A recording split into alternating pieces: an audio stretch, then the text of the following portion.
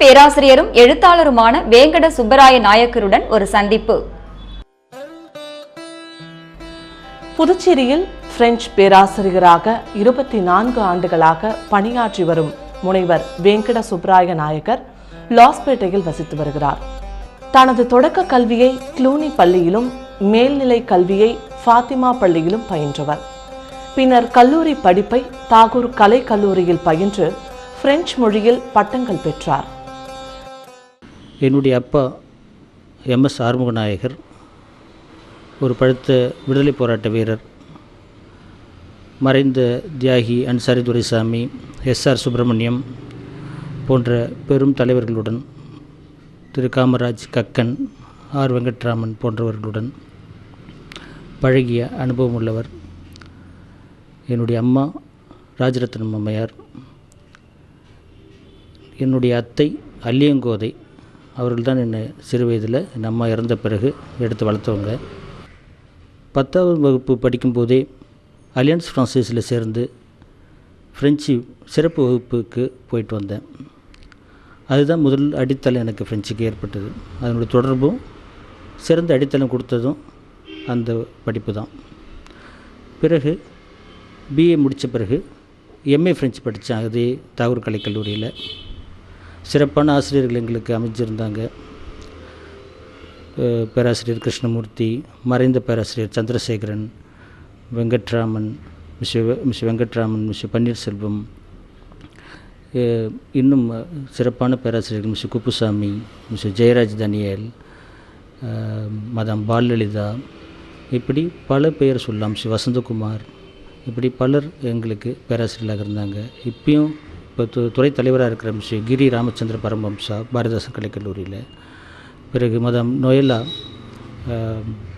தாகூர் கலைக்கல்லூரியில் இருக்கிறவங்க, இப்படி பல பேராசிரியர்கள் எனக்கு சிறப்பான பாடத்தை சொல்லிக் கொடுத்து எனக்கு MA ஃப்ரெஞ்சு முடிக்கிறதுக்கு உதவியாக இருந்தாங்க.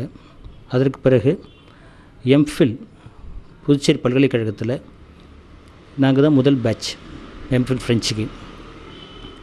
அதில் நான் ஃப்ரெஞ்சு தமிழ் ஒப்பாய்வு, அதாவது குறிப்பாக இலக்கணம், வினைத்தொடர்களை நான் அதில் ஒரு இதுவாக எடுத்துகிட்டு தலைப்பாக எடுத்துகிட்டு அதில் எப்படி இரண்டுக்கும் உள்ள ஒப்புமைகளும் வேற்றுமைகளும் என்ன என்பதும் நான் சேர்ந்தேன். அப்போ தான் எனக்கு எப்படி நம்ம தமிழ் ஒரு கடினமான மொழியாக இருக்குது, நம்மளை இயல்பாக பேசிகிட்டு இருந்தால் கூட அதை நம்ம மற்றவங்களுக்கு சொல்லிக் கொடுக்கும்போது, மற்றவங்களுக்கு ஃப்ரெஞ்சுக்காரர்களுக்கு சொல்லிக் கொடுக்கும்போது எவ்வளோ கடினமாக இருக்குதுன்றது எனக்கு தெரிஞ்சுது.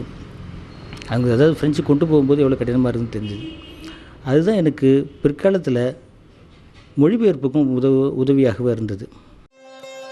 சுவிட்சர்லாந்து பிரெஞ்சு எழுத்தாளர் பிளேஸ் சாந்திரா படைப்புகளில் விலகிதப்பால் எனும் ஆய்வு கட்டுரை வழங்கி பிரெஞ்சு மொழியில் முனைவர் பட்டம் பெற்றவர். பிரெஞ்சு, தமிழ், ஆங்கிலம் ஆகிய மொழிகளில் சிறுகதை, கவிதை, நாதம், கட்டுரை, நேர்காணல் என மொழிபெயர்ப்பு படைப்புகளை திறம்பட படைத்து வருகிறார்.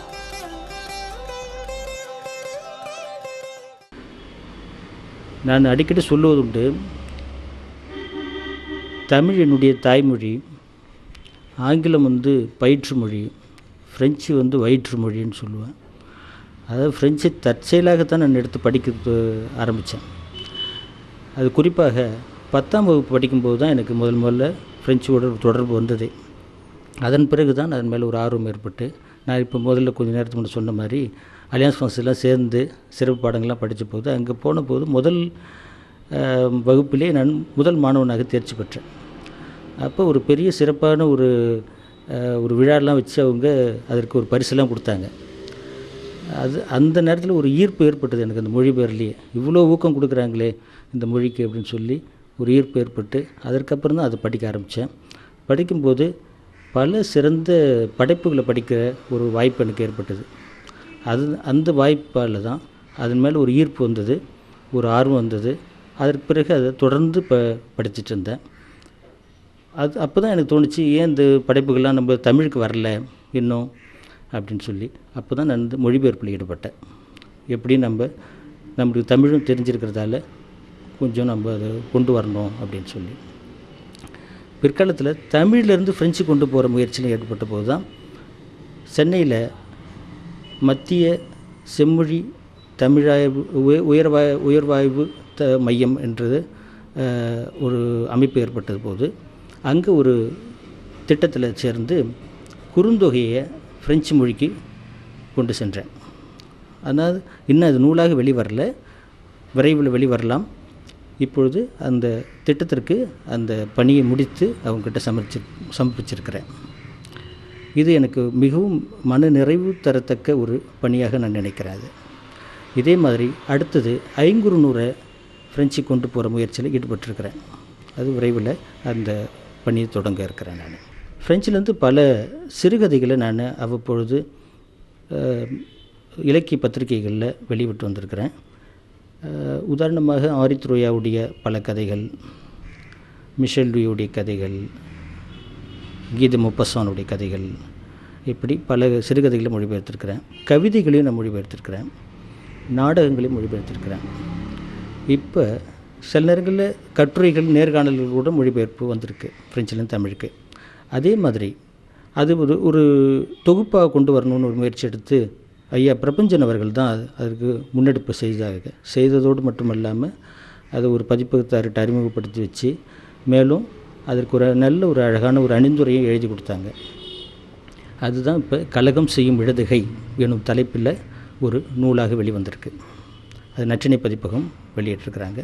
இப்பொழுது காலச்சூடு பதிப்பகத்திலேருந்து என்ன அணுகி அப்பாவின் துப்பாக்கி, அதாவது Le Fusil de mon père அப்படிங்கிற ஒரு ஃப்ரெஞ்சு புதினத்தை, ஒரு தன் வரலாற்று புதினத்தை என்னை தமிழாக்கம் செய்ய சொன்னாங்க, நேரடியாக தமிழாக்கம் செய்ய சொன்னாங்க. அந்த மொழிபெயர்ப்பு சென்ற அக்டோபர் திங்கள் 20ஆம் நாள் அங்கே சென்னையில் வெளியிடப்பட்டது. கீராவுடைய சிறுகதை மொழிபெயர்த்திருக்கிறேன். பா ஜெயபிரகாஷ்துடைய கதை மொழிபெயர்த்திருக்கிறேன். எஸ் ராமகிருஷ்ணனுடைய கதை மொழிபெயர்த்திருக்கிறேன். மேலும் பாவண்ணனுடைய கதையை மொழிபெயர்த்திருக்கிறேன். இப்படி பல கதைகள் மொழிபெயர்த்திருக்கிறேன். இதெல்லாம் இன்னும் ஒரு தொகுப்பாக கொண்டு வர்ற ஒரு முயற்சி நடந்துட்டுருக்குது. பிரெஞ்சு மக்கள் தமிழ் கற்க உதவும் பிரெஞ்சு நூல் மற்றும் குறுந்தகடு, புதுச்சேரி பொது அறிவு வினாவிடைகள் நூல், கலகம் செய்யும் இடது கை எனும் பிரெஞ்சு சிறுகதைகளின் மொழியாக்க தொகுப்பு, அத்தையின் அருள், அப்பாவின் துப்பாக்கி என்ற தலைப்பில் பிரெஞ்சு திரைப்பட இயக்குனர் ஹினேர் சலீம் எழுதிய தன் வரலாற்று நூல் ஆகியவற்றை படைத்துள்ள வேங்கட சுப்பராய நாயக்கர் பல்வேறு விருதுகள், பரிசுகள் பெற வாழ்த்துவோம்.